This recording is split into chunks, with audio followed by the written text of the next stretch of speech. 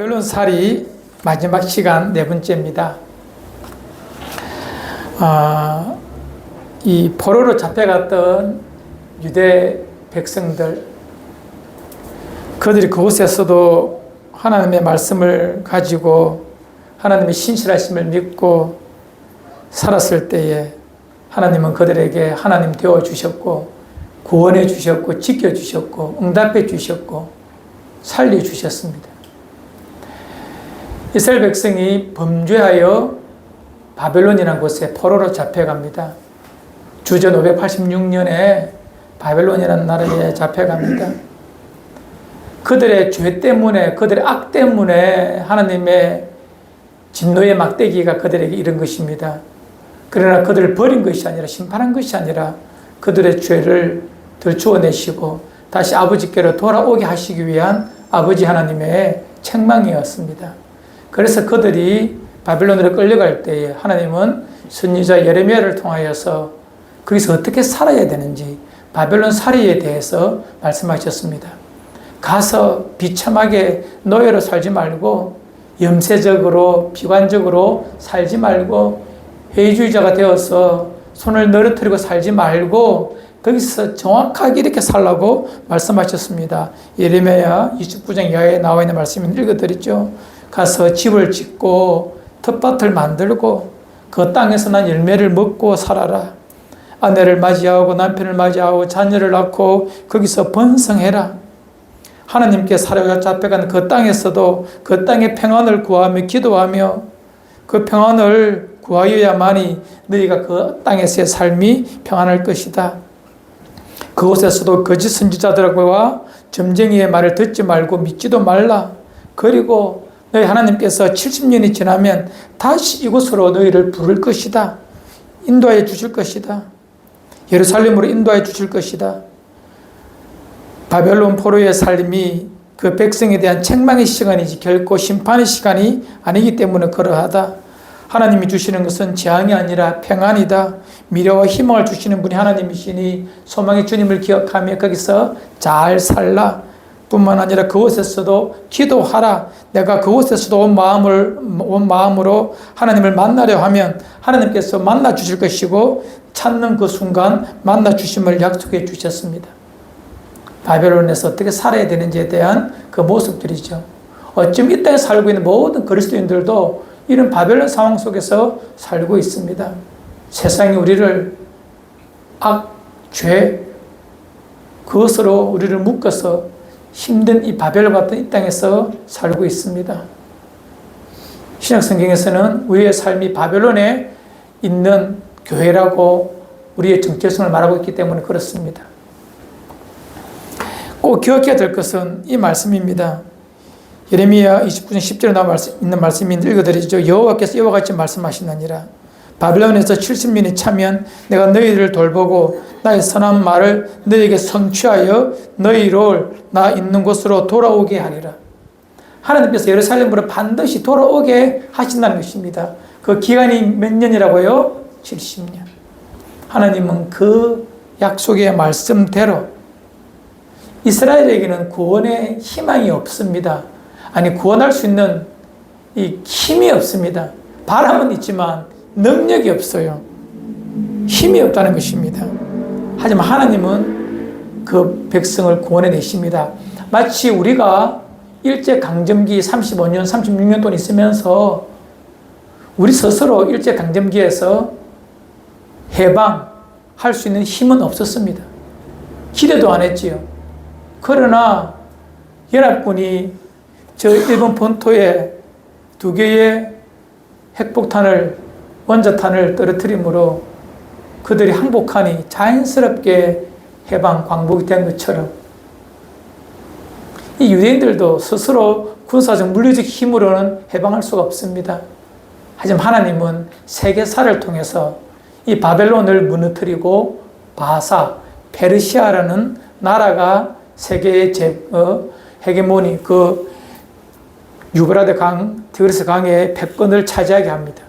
그때부터 바사의 고레스라는 황제가 등장하면서 그 고레스의 마음을 하나님께서 움직이셔서 유대인들에게 다시 돌아가서 고토 예루살렘에 성전을 짓고 다시 예배하게 하는 기적 같은 일을 하나님은 선물로 그 이스라엘 백성에게 주시는 것입니다. 그래서 약속대로 70년 만에 돌아가서 그곳에서 성전을 짓고 예배를 드리는 것이 이스라엘 백성의 포로 귀환입니다. 첫 번째 포로 귀환입니다. 주전 538년에 돌아가서 이제 성전을 짓게 됩니다. 그리고 예배를 드리죠. 왜 이스라엘 백성이 이 예루살렘에 돌아가기를 그렇게 바라는가?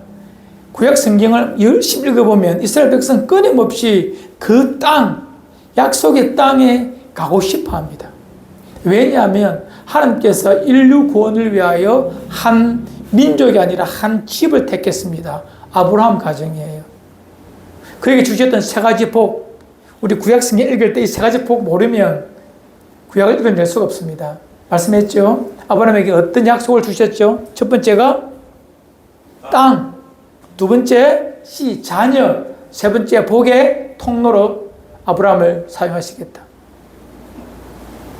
그래서 가나안 땅에 있어야 됩니다. 하나님은 그 땅에서 인류 구원을 위한 메시아를 보내시기 때문에 그 땅에 있어야 됩니다. 살아야 됩니다.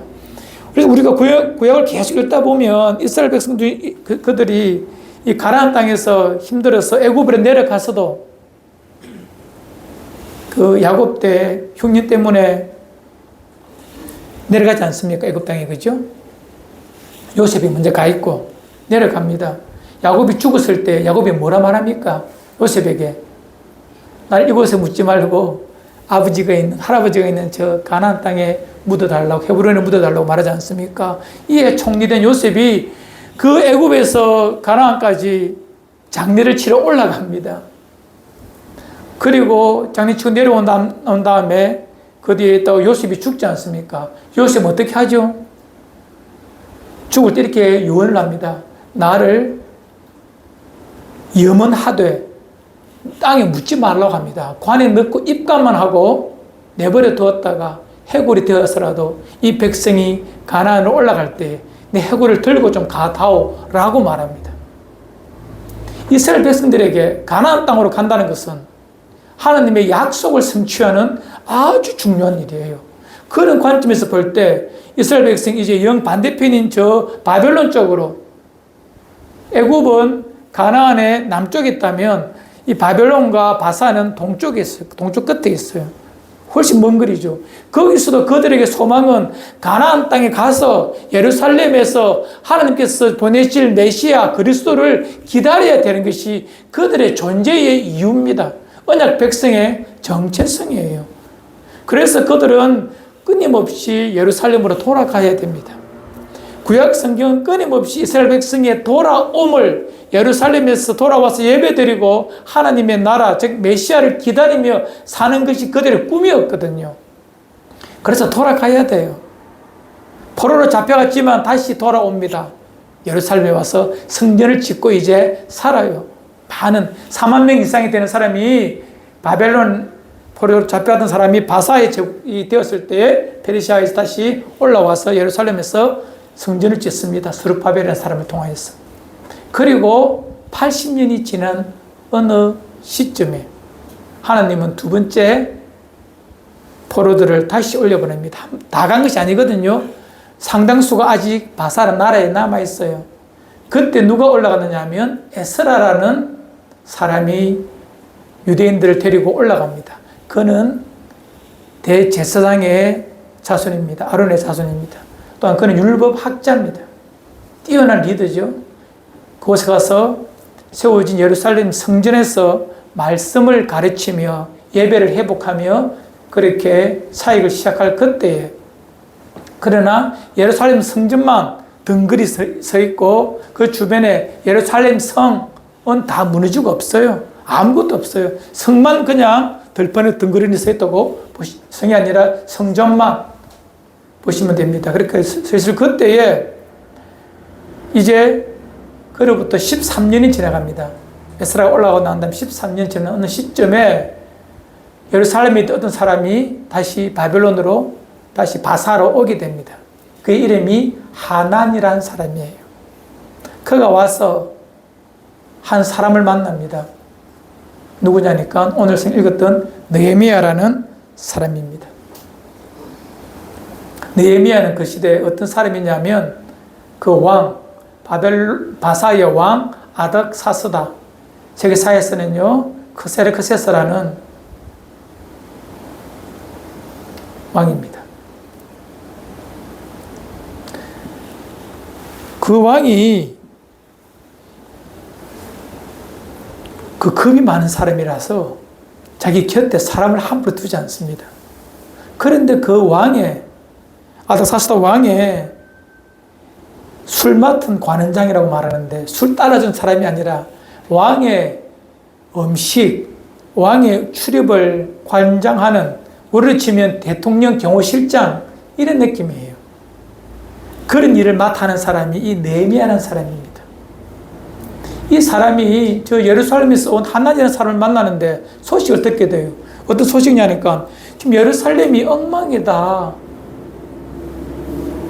예배는 제대로 드려지지도 않고 제사도 제대로 드려지지도 않고 성벽이 없으니까 수많은 사람이 오매 가매 탈취하고 하니 제대로 되지 못한다. 성벽은 불타고 엉망이다라는 말을 듣고 그의 마음이 무너집니다. 힘들어집니다. 이 느헤미야가 그는 이 이스라엘 백성이 포로로 잡혀온 지 141년 되는 시점이거든요. 지금 성경의 배경이, 즉 포로 4세대입니다. 느헤미야는 예루살렘이 어디 붙는 줄도 모릅니다. 그는 바사에서 태어나서 바사에서 공부했고 바사의 언어를 배웠고 바사의 최고 고위 공직자, 최고 관리가 되어서 바사에서 떵떵거리며 잘 나가는 유대인 사람 느헤미야입니다. 그럼에도 불구하고 그가 예루살렘 일을 듣고 그 마음이 아픈 거예요. 마음이 쓰린 거예요. 슬픈 거예요. 힘이 든다는 것입니다. 이상하지 않습니까? 그는 인종만 유대인이지 그는 바사 사람입니다. 바사의 언어와 바사의 학문을 배웠고 바사의 문화에 젖어 있는 그 사람이 이 느헤미야예요. 그런데 느헤미야가 왜 예루살렘의 형편을 듣고 그렇게 슬퍼하며 눈물을 흘리며 애타할까요? 읽었던 4절 이런 말씀이 있어요. 내가, 즉 느헤미야입니다. 느헤미야가 내가 이 말을 듣고 앉아서 울고 수일 동안 슬퍼하며 하늘 하나님 앞에 금식하며 기도하여 마음이 너무 힘들었다는 것입니다. 5절에 이르되 하늘의 하나님 여호와 크고 두려우신 하나님이여 주를 사랑하고 주의 계명을 지키는 자에게 언약을 지키시며 긍휼을 베푸시는 주여 간구합니다 라고 말합니다. 느헤미야의 마음속에는 하나님이, 여호와 하나님이 그대로 살아 계신 것입니다. 여기서 저는 소름 끼치는 그 무엇을 발견해냅니다. 어째 느헤미야가 듣도 보도 못한 예루살렘의 무너짐을, 황폐함을 보고 이처럼 슬퍼할까요? 그 힘이 어디서 나올까요? 그가 바사에 살지만 그는 하나님의 백성입니다. 그것이 왜 가능할까요? 그의 마음에 하나님의 말씀이 있기 때문에 그렇습니다. 누가 가르쳤을까요? 당연히 그의 부모들이 가르쳤겠죠. 여러분, 회당이라는 말 들어보셨습니까? 회당. 이스라엘 백성이 바사에 살면서 예루살렘이 그립잖아요. 안식일에 가서 예배를 못 드리잖아요. 그래서 그들이 회당을 만듭니다. 마을마다, 도시마다. 유대인들 가정 10가정만 정도 되면 그 마을에다가 회당을 만들어 놓고 안식일마다 가서 토라와 성문서와 선지서들을 읽어가면서 안식일마다 예배를 드리는 것입니다. 이것을 지켜내었다는 것입니다. 어디서? 바사에서 회당을 짓고. 느헤미야의 부모도 그렇게 느헤미야를 그렇게 말씀으로 키웠다는 것입니다.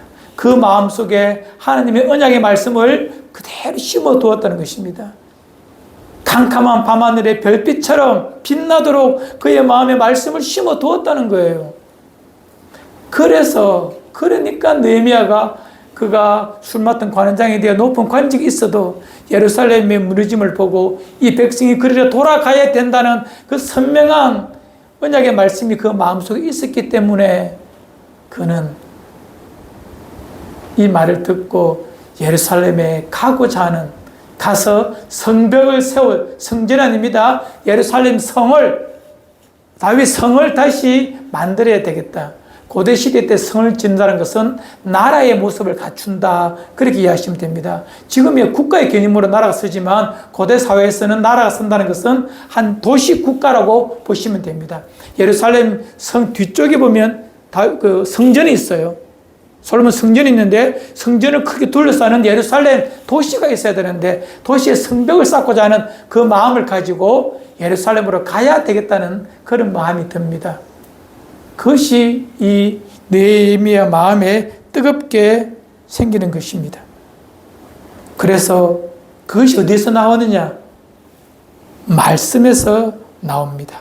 우리 8절로 9절 한번 보며 함께 읽읍시다. 시작. 옛적에 주께서 주의 종 모세에게 명령하여 이르시되 만일 너희가 범죄하면 내가 너희를 여러 나라 앞에서 흩을 것이요 9절. 만일 내게로 돌아와 내 계명을 지켜 행하면 너희 쫓긴 자가 하늘 끝에 있을지라도 내가 거기서부터 그들을 모아 내 이름을 두려고 택한 곳에 돌아오게 하리라 하신 말씀을 이제 정하건대 기억하옵소서. 하나님 기억 못하는 것이 아니라 내가 기억합니다는 그런 표현입니다. 느헤미야가. 이것은 그 옛날 성전이 지어질 때에 그 훨씬 이전에 모세에게 주신 이스라엘 백성의 신명기에 나오는, 토라에 나오는 말씀입니다. 이 말씀이 어디에 있었다고요? 느헤미야 마음속에 있었다는 거예요. 그래서 이 말씀을 기억하고 올라가야 되는 것이 당연하다는 것, 하나님의 뜻이라는 것을 그가 알게 되는 것입니다. 한 번 더 말씀드립니다. 느헤미야는요, 예루살렘을 본 적도 없고 성전이 어떻게 생긴지도 모릅니다. 그냥 태어나 보니 바사 대제국에 태어난 느헤미야. 아버지 따라 안식일 날 회당에 가서 말씀을 듣다 보니 내가 유대인임을, 하나님의 언약의 백성임을 알고, 말씀을 듣다 보니 우리가 이 땅에 있는 것이 아니라 반드시 예루살렘 고토로 돌아가서 그곳에서 나라를 만들고 예배를 드리면서 그리스도 메시아 올 때까지 기다려야 되는 것이 그들의 존재의 이유를 그들이 알게 되었다는 것입니다. 이에 느헤미야가 그런 마음을 마음속에 딱 갖고 있을 그때에 하나냐라는 가족 중에 한 사람의 말을 듣고 예루살렘으로 올라갑니다. 이 언약의 말씀이 기억나고, 우리가 범죄하여 흩어진다 할지라도 하나님은 하늘 끝에서도 이 백성을 불러 모아서 다시 예루살렘으로 오게 하시는 하나님 언약 우리가 기억합니다. 내가 올라가겠습니다 라고 말합니다. 하지만 현실은 그렇지 않습니다. 자기는 지금 왕을 섬기고 있는 사람입니다. 자기 마음대로 왕의 곁을 떠날 수 있는 상황이 못 됩니다. 그리고 이 편안한 이 바사 제국의 왕실에서 왕과 왕비의 사랑을 받으면서 잘 지내고 있는 이 고위관리 느헤미야가 저 예루살렘의 저 촌구석에 간다는 것 자체가 얼마나 힘든 일입니까? 마음에도 불편함이 있지만 환경적으로도 어렵다는 것입니다. 하지만 이 현실의 난관 앞에 느헤미야는 이렇게 기도합니다. 11절 상반절 함께 읽읍시다. 주여, 시작. 주여 기어오니 귀를 기울이사 정의 지도와 주의 이름을 경외하기를 기뻐하는 종들의 기도를 들으시고 오늘 종이 형통하여 이 사람 앞에 더 은혜를 입게 하옵소서. 종의 기도와 종들의 기도, 즉 종의 기도는 느헤미야 자신의 기도고 종들의 기도는 다시 예루살렘으로 돌아가고 싶어하는 사람들의 기도를 들으시고, 하나님 이 사람 앞에서 은혜를 입게 하옵소서. 이 사람이 누구냐면 아닥사스다 왕입니다. 이제 마음을 정하고 왕 앞에서 수를 따르는데 음식을 대접하는데 얼굴에 근심빛이 있어요. 수심이 가득해요. 느헤미야 얼굴에. 고대 사회에서 왕 앞에 편안한 얼굴 웃음 외에 다른 표정으로 섰다가는 죽는 일입니다. 저는 뭐 기분, 딴 생각 하나 내게 저기 감이 있나 싶어서 큰일 날 일입니다. 하지만 아닥사스다 왕이 이 느헤미야를 좋아하니 묻습니다. 얼굴빛이 왜 이랬노? 라고 물어요. 이제 말합니다. 형편을 말하죠. 내 고향, 우리 민족의 고향인 저 예루살렘이 회파되고 엉망인데 그래서 제 마음이 불편합니다. 라고 말합니다. 이에 그 마음의 근심의 모습을 가지고 왕에게 나아가니 왕이 이렇게 말합니다. 내가 너에게 무엇을 도와줄까? 이렇게 말해요. 이에 그가 잠시 기도합니다. 대단하죠? 왕이 묻는데 잠시 기도를 합니다. 성경 그대로 나와 있어요. 2장 4절에 보면 왕이 내게 이르시되 그러면 내가 무엇을 원하느냐 하시기로 내가 곧 하늘 하나님께 묵도하고 이런 표현이 있습니다. 왕이 말하는데도 기도하고 말해요. 하나 이런 거 볼 때마다 진짜 하나님을 경외하는 자들의 이 담대함이라든지 삶에 대한 태도가 너무 멋지잖아요. 그리고 말을 합니다. 왕께서 저를 좋게 여기시거든 저를 총독의 신분으로 그 땅에 보내주십시오라고 말합니다. 왕이 놀라죠. 그럼 자기는 어떻게 해요?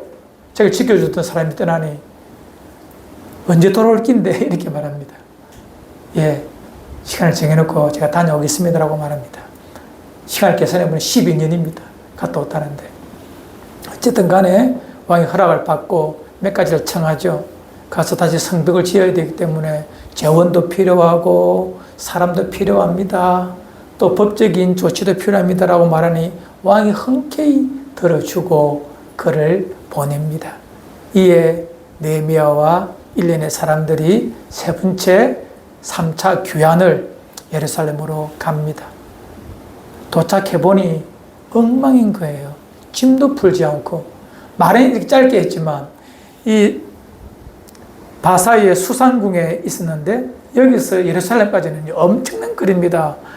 직선 거리로 하면 얼마인데 한 1800km밖에 안 되지만 1700km 엄청나지만 그때는 차도 없고 다 걸어가는 거잖아요. 그때 말 타고 가는데 길 따라가면 2500km도 넘습니다. 얼마나 먼 길입니까? 그 길을 걸어서 왔다는 것입니다.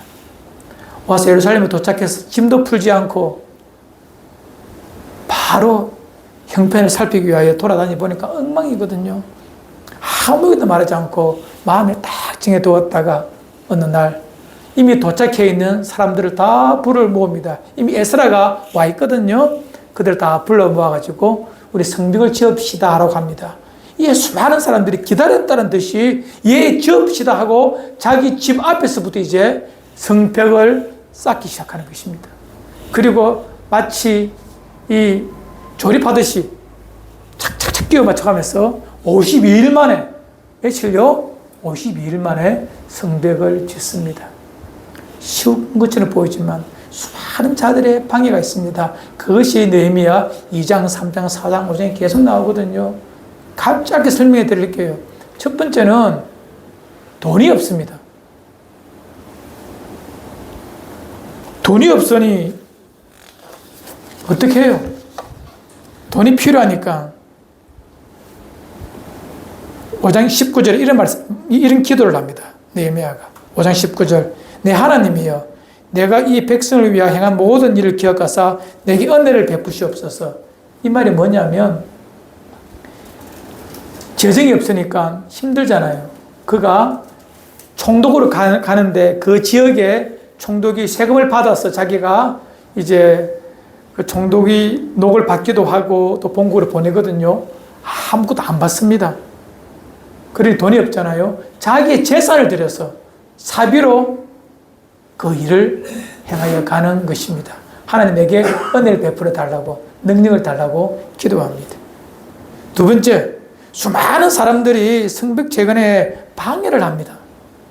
왜냐하면 이미 와 있던 사람들 중에서 이미 기득권을 가진 유대인 말고 사마리아 사람이라든지 에돔 사람이라든지 그 주변에 있는 다른 총독들, 다른 바사 제국의 사람들이 계속 방해하는 거예요. 왜? 자기의 힘이, 자기의 역량이 그곳에서 통하지 않기 때문에. 괜히 느헤미야는 총독이 와서 예루살렘에 짓고 있으니 막 배가 아픈 거예요. 방해하는 것입니다. 자, 그것이 많은 양의 성경에 기록되어 있는데 참으로 하나님 주신 지혜를 가지고 그 일을 잘 행합니다. 그 중에 6장 14절에 이런 기도를 합니다. 네, 하나님이여, 도비아와 산발락과 여선지자 노야다와 그 남은 선지자들 곧 나를 두렵게 하고 잔 자들의 소용을 기억하옵소서 하였노라. 기도하면서 그들의 악함을 하나님 앞에 고소하고 고발합니다. 또 와서 사람들이 말합니다. 유대인 관원들이 자기네들은 편하지만 우리는 노역도 해야 되고 세금도 내야 되니 너무 힘듭니다. 그리고 우리를 악한 자들이, 이 유대인들 중에서 악한 자들이 우리에게 이자를 받고 돈을 빌려주기도 하고 또 이자를 착복하며 우리를 괴롭힌다는 말을 듣고 그 모든 유대인들을 불러가 호통을 치면서 모든 종들도 다 풀어주고 그렇게 해서 그 땅에서 이 일이 진행되도록 제가 짧게 설명했지만 기회 되면 내면 읽어보시면 더 이해될 것입니다. 큰 노력으로 52일 만에 이 위대한 사역을 감당해냅니다. 함께 나누고 싶은 것은 이겁니다. 이제 바벨론 살이의 결말을 맞이하면서 여러분, 그 바벨론 살이하는 사람들, 우리는 이미 다니엘도 묵상했고, 그죠? 에스더도 묵상했습니다. 여러분, 그들이 어떻게 그곳에서 이 바벨론에 동화되지 않고 어떻게 하나님의 백성으로 살 수 있었을까요? 성전도 없고 그들의 왕도 없고 선지자도 희미한 그 시대에 몇몇 있었지만 어떻게 그들이 바벨론 혹은 바사에 동화되지 않고 하나님의 언약의 백성으로 살 수 있었을까요? 이 부분입니다. 그래서 우리가 지금 고민해 될 부분하고 똑같습니다. 바벨론이, 만몬이, 세상이 통치하는 이 통치 속에 어떻게 그들을 따르지 않고 하나님의 백성으로 살 수 있을까?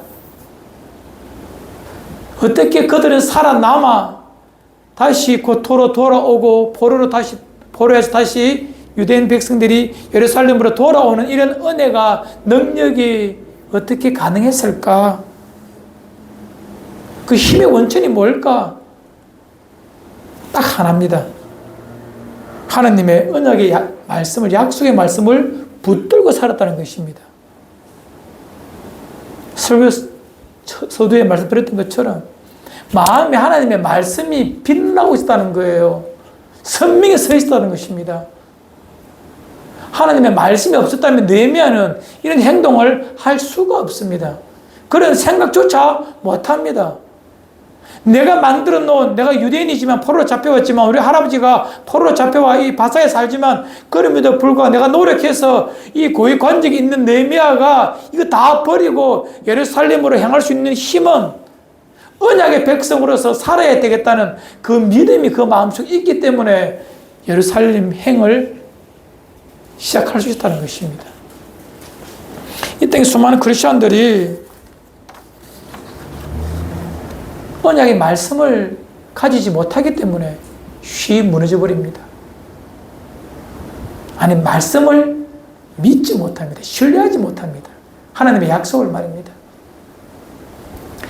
요즘 최근에 좀 됐는데 저 영화 중에서 밀정이라는 영화 보셨습니까? 밀정. 전지현 나오고 또 누구? 이정재 나오는 영화 보셨습니까? 이 일제강점기 때 항일을 하시는 분들 중에서 그 사람을 일본 제국주의자한테 고발하는 사람들이 있습니다. 그걸 밀정이라 하거든요. 이정재가 그런 사람이에요. 처음에는 항일 운동가에 있는데 시간이 지나면서 변절되어서 그들의 동지를 고발하는 사람이에요. 수많은 자들이, 동지들이 이 밀정, 이 이정재 때문에 많이 죽었어요. 이제 광복이 되고 해방이 되어서 이 나라에서 그 사람들을 다 부릅니다. 항일했던 사람 말고 저 반역했던 사람들, 일본 앞잡이를 다 불러서 법원에서 그에게 이제 죄를 묻죠. 이 이정재가 와서 그 법정에서 자기의 정당성을 말합니다. 그리고 법원에서 나올 그때, 법정에 나올 그때에 이 전지현이라든지 과거에 항일했던 사람들이 와서 국가 이름으로 그 이정재를 처단합니다. 죽입니다. 국가 법이 그를 정죄하지 못하니 동지를 죽인 그 원수를 죽이겠다고 과거에 항일했던 그 사람들이 와서 죽이는 그 장면 기억나십니까, 여러분들? 그때 묻잖아요. 그 전지현이가 왜 동지를 팔았습니까? 왜 밀정짓을 했습니까? 라고 물을 때 이정재의 말이 참 기가 막힙니다. 뭐라는 줄 여러분 보시면 기억나시죠? 뭐라 했지요? 이렇게 될 줄 알았나? 독립이 될 줄 알았나? 이렇게 말하는 거예요. 일제강점기 때 수많은 사람들이 일제강점기가 처음 시작되었을 때에 순수 우리말로 글도 짓고 동료도 가르치고 고향에 봄비 노래를 이렇게 하면서 우리 말을 지켜내었고 또 많은 사람들 뭐 주요한이나 이광수나 서정주나 미당선 이런 사람들이 참 많은 글들로 민족 정서를 붙들어 메웠던 사람들이 5년 10년 뒤에 다 변절되어 버립니다. 진열화되어 버립니다. 그 중에서 제가 한번 이렇게 설명한 적이 있는데 이 장지연이라는 사람도 있어요.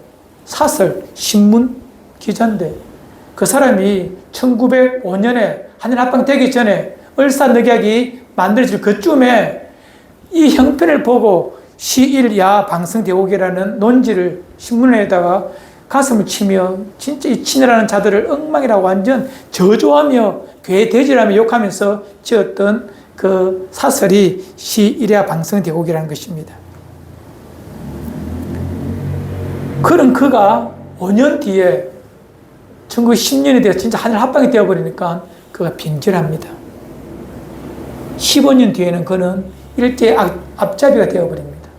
15년 만에 항일하던 자가 일제의 앞잡이가 되어버리고 변절되어버립니다. 왜 이런 일들이 발생하냐면 그들은 이 우리나라가 일제강점기에서 해방된다는 것을 상상을 못했어요. 이미 조선은 대한제국은 끝났다라고 생각했기 때문에 마음에 소망이 없으니 약속이 없으니 그냥 포기해버리고 자기가 가졌던 그 순수함을 그 진리를 그 절대 가치를 놓아버리는 것입니다. 이때 기독교인들도 쉬 변질됩니다. 왠지 아십니까? 말씀에 대한 확신, 약속을 단단히 붙잡는 마음이 없어서 그런 것입니다. 그래서 쉬 변질되고 쉬 타협해버리는 것입니다. 바벨론 살이를 하면서 이 백성들이 느헤미야나 다니엘이나 에스더나 모르드게나 에스라나 이 수많은 사람들이 약속을 붙들고 살았기에 바벨론 살이를 하면서도 변질되지 않았고 고토 예루살렘으로 돌아가야 된다는 하나님의 언약의 성취를 구현해내었다는 것입니다. 우리는 바벨론 살이를 하면서 꼭 기억해야 될 것, 하나님은 반드시 그 백성을 지키시고 약속을, 언약을 성취하시는 분이십니다. 지금도 똑같습니다. 이때 우리가 어떻게 살아야 되는가? 신약 말씀을 통해 주신 하나님의 약속이 있지 않습니까? 그 약속이 내 마음에 없으면 우리는 예수 믿지 않는 자들처럼 쉬 그렇게 변질되어 버리고 그 자리로 돌아가 버립니다. 침륜에 빠져버립니다. 쉽게 변질되어 버립니다. 꼭 기억해야 될 것, 약속의 말씀을 날마다 내 안에 선명하게 가지고 있어야 합니다. 느헤미야처럼.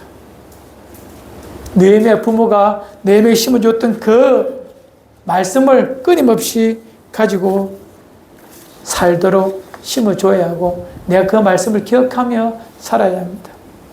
우리는 이제 곧 하신 언약의 성취를 우리는 기다리고 있습니다. 우리의 죽음 뒤에 반드시 만나게 될 마지막 주님과의 만남, 주님의 심판, 이런 것들 말입니다. 꼭 기억하며 묵상하며 살아야 우리 신앙이 크게 요동치 않고 아름다운 귀결, 아름다운 결말로 해피엔딩으로 끝날 수가 있거든요. 우리 신앙 여정이. 여러분 마음속에 늘 말씀을 꼭 기억하며 사시기를 바랍니다. 이것도 수많은 말씀들이 있지 않습니까? 오늘 한 가지만 읽고 마칩시다. 요한일서 3장 2절로 3절입니다. 이번 한 주간 동안 묵상해야 될 말씀입니다. 함께 합시다. 시작. 사랑하는 자들아, 우리가 지금은 하나님의 자녀라. 장래에 어떻게 될지는 아직 나타나지 아니하였으나 그가 나타나시면 우리가 그와 같은 줄을 아는 사실, 그의 참 모습 그대로 볼 것이기 때문이다. 3절. 주를 향하여 이 소망을 가진 자마다 그의 깨끗하심과 같이 자기를 깨끗하게 하느니라. 아멘. 제가 참 좋아하는 말씀인데 여러분 우리가 하나님의 자녀임에 분명합니다. 장래에 어떻게 될지 아직 나타나지 아니하였지만 그가 나타나시면 주님을 만날 때가 되면 우리가 그와 같다. 즉 예수 그리스도와 함께 같은 그와 같은 모습으로 우리가 나타날 것이 분명하기 때문에 이 소망을 가진 자들마다 그날을 기억하며 이 땅에서 거룩하심을 가지고 깨끗하게 살아가는 것이 그의 자녀의 모습이 아니겠느냐라고 말합니다. 여러분 우리 마음속에 말씀이 없으면 그때에 대한 소망이 없으면 우리는 그냥 종교인에 불과한 것이고 아직도 하나님의 나라를 구현해 가는 도구로 쓰임 받기는 참 어렵습니다.